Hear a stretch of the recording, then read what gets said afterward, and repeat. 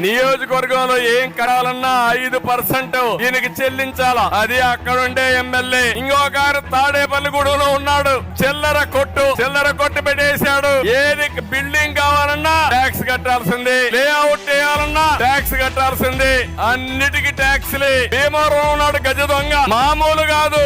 52 కోట్ల రూపాయల భూమిని కొట్టేశాడు. జగన్మోహన్ రెడ్డి రిషికొండను కొట్టేసి 500 కోట్లతో ప్యాలెస్ కడితే ఇక్కడ భీమవరం ఎమ్మెల్యే ఆయన ఒక ప్యాలెస్ కట్టాడు. పోటీ పడుతున్నాడు. పేదలకు ఇల్లు కట్టారు కానీ వీళ్ళు మాత్రం ప్యాలెస్లు కట్టుకుంటారు. నర్సాపూర్ లో ఇంకొక ఆయన ఉన్నాడు.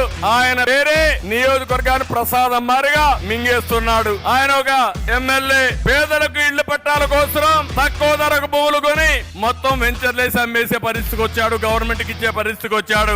గోదావరి ఏటికట్టు ఆధునీకరణలో నాసిరకం పనులు చేసి 15 కోట్లు మింగేశాడు. వీళ్ళు ఎమ్మెల్యేలు.